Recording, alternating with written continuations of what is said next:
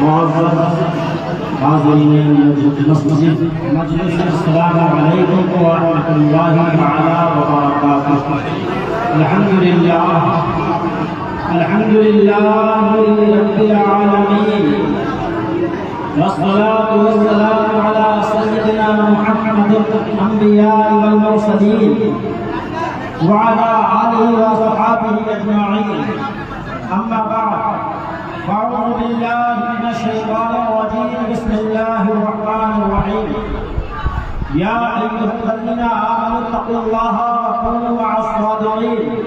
صدق الله مولانا العظيم، وبلغنا رسوله النبي الأمين المعين المكين الكريم،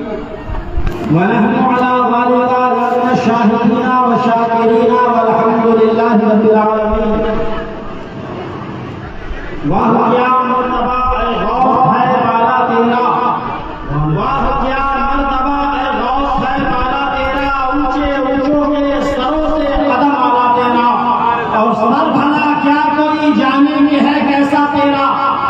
سر بھلا کیا کوئی جانے کہ ہے کیسا تیرا، اولیاء مانگتے ہیں آنکھیں وہ ہے طلبہ تیرا، اولیاء مانگتے ہیں آنکھیں وہ ہے طلبہ تیرا،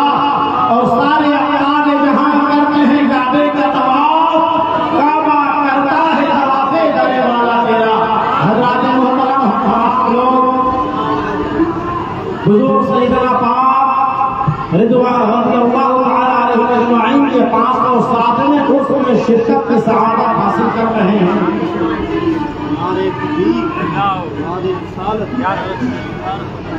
کچھ عرصہ معروف سے قبل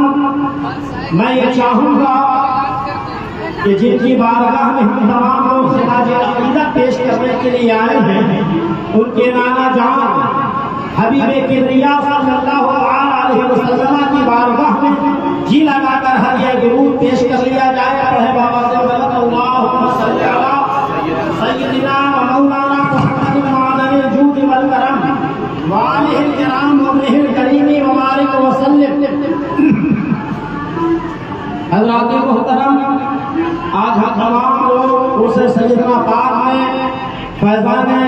سیدنا پاک کو حاصل کرنے کے لیے، ان کے دربار سے بٹنے والے خیرات کو اپنے دامن میں بھرنے کے لیے حاضر آئے ہیں۔ میرے عزیزوں، آپ اپنے ماتھے کی نگاہوں سے دیکھ رہے ہیں کہ حضور سیدنا پاک 507 سال پہلے ظاہری طور پر اس دار پانی سے رخصت ہو گئے، لیکن ہمیں تنے تنہا نہیں چھوڑا، بلکہ ہماری رہبری کے لیے، ہمارے ایمان و عقیدے کی پختگی کے لیے، ہماری رہنمائی کے لیے اپنی اولادوں کو درجہ بدرجہ ہمارے لیے پیش کرتے چلے جا رہے ہیں۔ میرے عزیزوں، آپ دیکھ رہے ہیں میں بڑے رسول پر حضور جمال ملت حضرت سید شاہ جمال الدین عابد قادری صاحب اور اس خانواده کے تمام مہکتے دمکتے پھول موجود ہیں۔ حضور صاحب سجادہ سید شاہ درفر شمس الدین میّر قادری مدد اللہ العالی، جو بستر علالت پر رہنے کے باوجود بھی آپ اپنے ماتھے کی نگاہوں سے دیکھ سکتے ہیں کہ ہر سال جب آپ آئیں گے تو کچھ نہ کچھ عمارت کی شکل میں تبدیلیاں نظر آئیں گی۔ اس سے قبل آئے ہوں گے تو مدرسہ چمکتا دمکتا نظر آ رہا ہوگا۔ اس سال آپ آئے ہیں تو آپ باہر سے ہی جب آپ کی نگاہ پڑے گی تو آپ دیکھیں گے کہ سیدنا جامع مسجد، جو الحمدللہ تبارک و تعالی ہماری نگاہوں کو مزید نور بخشتی ہوئی نظر آ رہی ہے۔ حضور ملت صاحب اللہ کی یہ دریرہ محنت اور شکر روز کوشش ہے کہ بستر علالہ پر ہونے کے باوجود بھی ہمارے لیے ایسا مرکز جو سیدنا پاک کا، اور یہ وہ مقام بظاہر آپ اسے صرف ایک قصبہ، ایک گاؤں نہ سمجھیں، اسے آپ اورنگ آباد کا ایک علاقہ نہ سمجھیں، اسے آپ کوئی گاؤں کی ہاتھ نہ سمجھیں، بلکہ آپ کو دیکھنا ہے تو آپ آج کے تقریباً 600 سال پیچھے جائیے، جب حضور سیدنا پاک کو وہ غوث اعظم دستگیر، جن کا مقام یہ ہے، جن کا فرمان یہ ہے، جن کے نعرے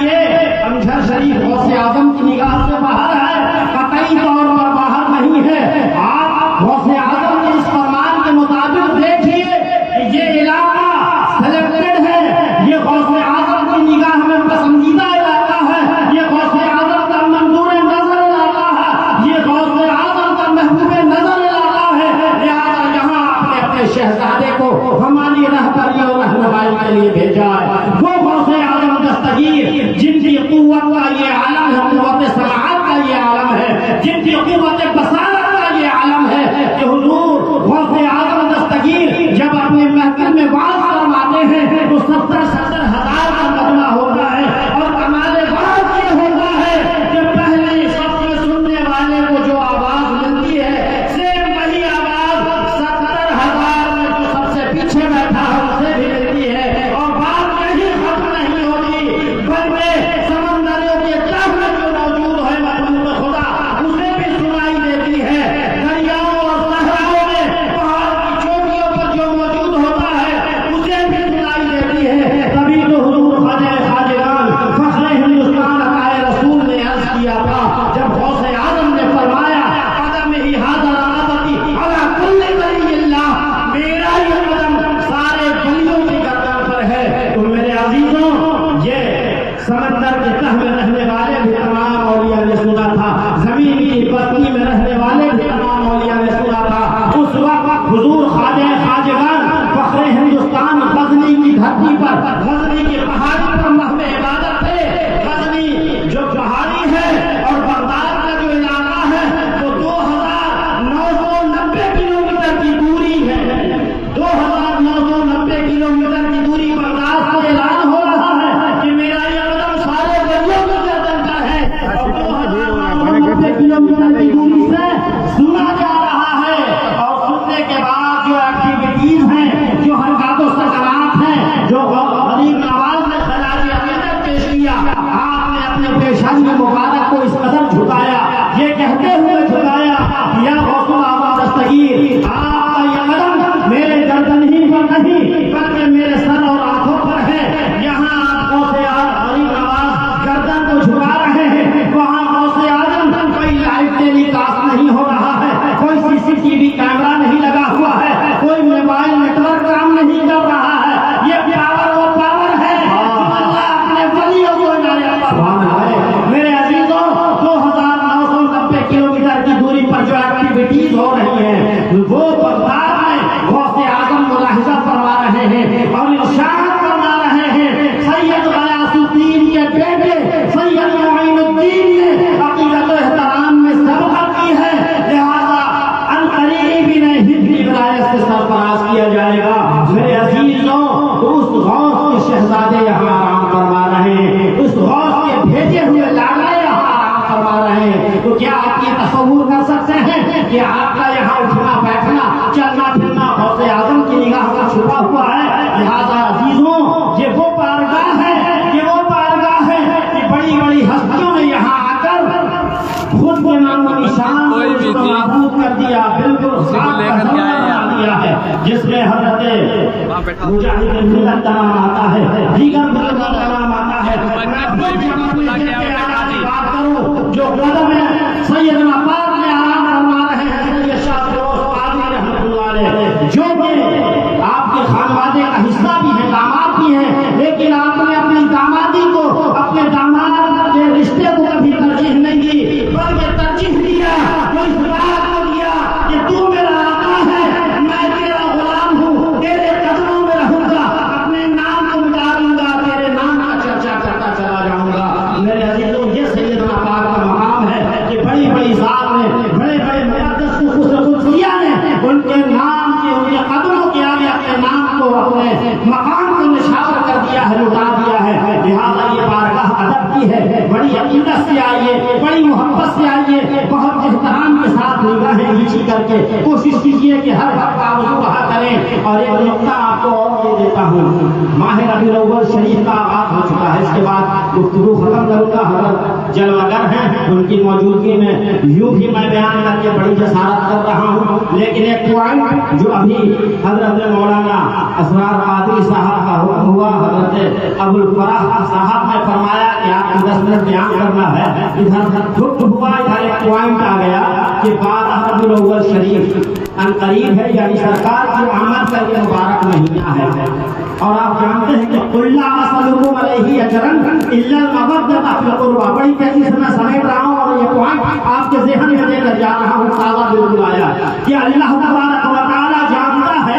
میرا حبیب بڑا حیا والا ہے، بہت شرم والا ہے، اس نے آج تک کبھی کسی سے جب مجھ سے نہیں مانگتا تو اپنی امت سے کیا مانگے گا، کیا طلب کرے گا؟ تو رب نے حکم فرمایا کہ اے محبوب آپ فرما دیجیے قل لا اسألکم علیہ اجرا الا المودۃ فی القربى، کہ اگر تم چاہتے ہو کہ اللہ کے حبیب بن جاؤ، اللہ کے محبوب بن جاؤ، اللہ کے پیارے بن جاؤ، تو میرے